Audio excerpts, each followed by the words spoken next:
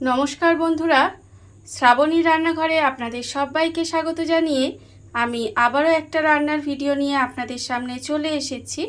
আজকের আমি আপনাদের ইলিশ মাছ দিয়ে একটা অসাধারণ রেসিপি বানিয়ে দেখাবো। আশা করি আপনাদের ভালো লাগবে। তার জন্য কিন্তু আমার পুরো ভিডিওটা আপনাদের দেখতে হবে। আর দেখা শুরু করার আগে একটা লাইক দেবেন, সুন্দর একটা কমেন্ট করবেন আর শেয়ার করতে ভুলবেন না। তাহলে চলুন আজকের আমি এই ইলিশ মাছ দিয়ে কি বানাই সেটা আপনারা একবার দেখে নিন। ইলিশ মাছের রেসিপিটা বানানোর জন্য প্রথমে আমি এখানে দেখুন গ্যাসটা অন করে একটা কড়া বসিয়ে দিয়েছি আর কড়ার মধ্যে দিয়ে দিয়েছি বেশ কিছুটা জল। এইবারে আমি জলের মধ্যে দিয়ে দেব, দেখুন এখানে আমি রেখেছি ওল। এই ওলটা কিন্তু এইভাবে একটু লম্বা লম্বা করে কেটে রেখে দিয়েছি। সেই ওলটা আমি জলের মধ্যে দিয়ে দিলাম। দিয়ে এবারে আমি এর মধ্যে দিয়ে দেব অল্প সামান্য একটু নুন। অল্প একটু নুন দিয়ে দেব। নুন দিয়ে ওলটা কিন্তু একটু ভাপিয়ে নেব, মানে পুরোপুরি সেদ্ধ করব না। এটা 5 থেকে 6 মিনিট মতো এইভাবে একটুখানি ভাপিয়ে নিতে হবে। যতক্ষণে এটা ভাপানো হচ্ছে ততক্ষণ আমি এখানে রেখেছি দেখুন 4 পিস ইলিশ মাছ। এবারে ইলিশ মাছটাকে কিন্তু খুব ভালোভাবে ধুয়ে পরিষ্কার করে রেখে দিয়েছি। আমি প্রথমে ইলিশ মাছের মধ্যে দিয়ে দেব আন্দাজ মতো অল্প একটু নুন দেব আর দেব আমি এর মধ্যে হলুদের গুঁড়ো। এই নুন আর হলুদটা দিয়ে খুব ভালোভাবে কিন্তু মাছের মধ্যে মাখিয়ে নিতে হবে। আর আমি প্রতিদিনের মতো আপনাদের একটা কথাই বলবো যে প্লিজ আমার ভিডিওটা আপনারা টেনে টেনে দেখবেন না, পুরো ভিডিওটা দেখুন। আশা করি আপনাদের ভালো লাগবে। দেখুন এদিকে কিন্তু আমার ওলটা একটু ভাপানো হচ্ছে আর অন্যদিকে কিন্তু ইলিশ মাছের মধ্যে নুন হলুদটা দিয়ে খুব ভালোভাবে মাখিয়ে নেব। এইভাবে কিন্তু খুব ভালোভাবে ইলিশ মাছের মধ্যে নুন হলুদটা মাখিয়ে নিতে হবে। আর ইলিশ মাছটা কিন্তু আমি এখানে খুব কম মশলা দিয়ে রান্না করব। খেতে কিন্তু ভীষণ ভালো লাগে এইভাবে রান্না করলে। আপনারা তো অনেক রকমভাবে ইলিশ মাছ রান্না করে খেয়েছেন, একবার এইভাবে রান্না করে দেখবেন। আশা করি আপনাদের ভালো লাগবে। আর ইলিশ মাছের মধ্যে কিন্তু খুব বেশি মশলা দিলে ইলিশ মাছের যে নিজস্ব একটা স্বাদ আছে সেটা কিন্তু চলে যায়। সেই জন্য এটা আমি আজকে খুব কম উপকরণে রান্নাটা করব। আর খুব তাড়াতাড়িও রান্নাটা হয়ে যায়, খেতে কিন্তু অসম্ভব সুন্দর হয়। দেখুন আমি কিন্তু কথা বলতে বলতে মাছটা এখানে নুন হলুদ মাখিয়ে নিয়েছি। আর অন্যদিকে দেখুন আমি এখানে একটা মশলা রেডি করে নেব। ওলটা কিন্তু একটু ভাপানো হচ্ছে। ওলটা যতক্ষণ এখানে ভাপানো হচ্ছে, মানে দেখুন এখানে কিন্তু জলের ফুটটা এখনও আসেনি, একটু বাকি আছে। এটা যতক্ষণ একটু ভাপানো হচ্ছে ততক্ষণ এখানে মাছটা নুন হলুদ মাখানো থাক আর আমি এখানে মশলাটা রেডি করে নেব। তার জন্য আমি এখানে দিয়েছি দেখুন 1.5 চামচ সাদা সর্ষে দিয়েছি আর দেব আমি এখানে 1.5 চামচ কালো সর্ষে। এখানে সাদা সর্ষে আর কালো সর্ষে দিয়ে দিয়েছি। আর আমি এর মধ্যে দেব কাঁচা লঙ্কা, মানে কাঁচা লঙ্কাটা পেকে গেছে। এই কাঁচা পাকা লঙ্কা কিন্তু আমি এখানে 3টে দিয়ে দিলাম। কতটা ঝাল খাবেন সেটা বুঝে কিন্তু লঙ্কাটা দিতে হবে। এইবারে প্রথমে এটাকে শুকনো একটু গুঁড়ো করে নেব, তারপরে কিন্তু এর মধ্যে জল দিয়ে এটাকে ভালোভাবে পেস্ট করে নিতে হবে। মশলাটা আমার এখানে রেডি হয়ে গেছে। মশলাটা কিন্তু আমি এখানে রেডি করে নিয়েছি। আর অন্যদিকে দেখুন ওলটা যে আমি এখানে ভাপাতে দিয়েছিলাম সেটাও কিন্তু ভাপানো হয়ে গেছে। এইবারে আমি ওলটাকে তুলে আলাদা করে রেখে দেব। জলটা খুব ভালোভাবে ঝারিয়ে নেব, নিয়ে ওলটাকে কিন্তু তুলে রেখে দিতে হবে। আর আমি প্রথমেই বলেছি যে ওলটা কিন্তু একেবারে সেদ্ধ করে নেবেন না, এইভাবে একটু সময় ভাপিয়ে নিলেই কিন্তু হবে। আমার এখানে ভাপানো হয়ে গেছে। এবার আমি ওলটা তুলে আলাদা করে রেখে দেব। আর আমি একটা কথা আপনাদের বলবো যে 21শে জুলাই সোমবার রাত্রির 8টার সময় আমি লাইভে আসছি। আপনাদের সবাইয়ের কিন্তু আমন্ত্রণ রইল এই লাইভে, মানে ভারতীয় সময় অনুযায়ী রাত 8টা আর বাংলাদেশের সময় অনুযায়ী কিন্তু 8:30। এই সময় কিন্তু আমি সোমবার মানে 21শে জুলাই আমি লাইভে এই প্রথমবার লাইভে আসব। আপনাদের সবাইয়ের যারা যারা আমার ভিডিও দেখেন সমস্ত বন্ধুদের আমার লাইভে আসার জন্য আমন্ত্রণ জানালাম। দেখুন আমি কিন্তু এটা এখানে তুলে রেখে দিয়েছি। ওলটা আমি এখানে আলাদা করে তুলে রেখে দিয়েছি। আর অন্যদিকে দেখুন আবারও কিন্তু কড়াটা ধুয়ে পরিষ্কার করে বসিয়ে দিয়েছি। এবারে কড়ার মধ্যে দিয়ে দেব সর্ষের তেল। রান্না কিন্তু অবশ্যই সর্ষের তেলে করবেন, যেহেতু প্রথম কথা ইলিশ মাছ, আর এই রান্না কিন্তু সর্ষের তেলে না করলে খেতে ভালো লাগবে না। বেশ কিছুটা পরিমাণের কিন্তু আমি এখানে একেবারেই সর্ষের তেলটা দিয়ে দিলাম। দিয়ে তেলটাকে কিন্তু খুব ভালোভাবে গরম হতে দেব। তেলটা কিন্তু প্রথমে খুব ভালোভাবে গরম করে নিতে হবে। তেলটা আমার এখানে গরম হয়ে গেছে। এবারে আমি তেলের মধ্যে প্রথমে দিয়ে দেব, এখানে আমি দেখুন আলু রেখে দিয়েছি। এই আলুটা কিন্তু আমি একটা আলু নিয়েছি, আর আলুটাকে কিন্তু লম্বা লম্বা করে কেটে রেখেছি। সেই আলুটা আমি তেলের মধ্যে দিয়ে দেব। আলুটা তেলের মধ্যে দিয়ে আলুটাকে কিন্তু প্রথমে ভেজে নিতে হবে। আলুটা আমি এখানে লাল লাল করে ভেজে নেব। আর আলু ভাজার সময় কিন্তু আমি এর মধ্যে নুন বা হলুদ কিছুই দেব না, শুধুমাত্র আলুটা দিয়ে আমাকে একটু লাল লাল করে কিন্তু ভেজে নিতে হবে, যাতে আলুটা এখানে ভাজার সময় প্রায় 70% মতো সেদ্ধ হয়ে যায়। সেটা দেখে কিন্তু আলুটাকে একটু লাল লাল করে ভেজে নেব। আলুটা আমার এখানে লাল করে ভাজা হয়ে গেছে। আলুটা কিন্তু আমি এখানে দেখুন একেবারে লাল লাল করে ভেজে নিয়েছি। আর এইভাবেই কিন্তু আলুটা প্রথমে একটু লাল করে ভেজে নিতে হবে। আলু ভাজা হয়ে গেছে। এবারে আলুটাকে কিন্তু আমি তুলে রেখে দেব। আলুটাকে কিন্তু প্রথমে তুলে রেখে দিতে হবে।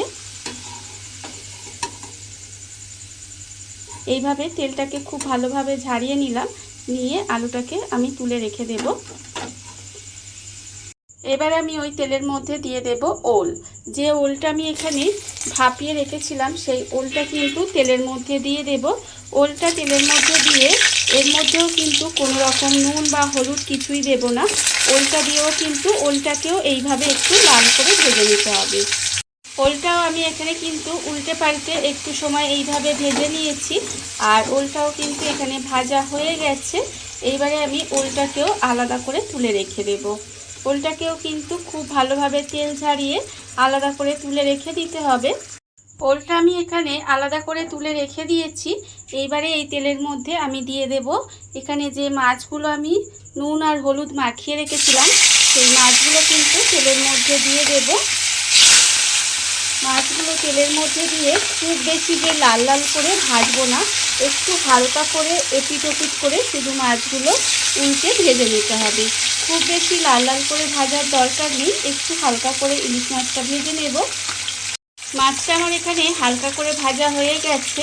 মাছটা কিন্তু আমি এখানে হালকা করে ভেজে নিয়েছি, খুব বেশি লাল করে কিন্তু মাছটা ভাজবো না। এইবারে মাছটাকে আলাদা করে তুলে রেখে দিতে হবে।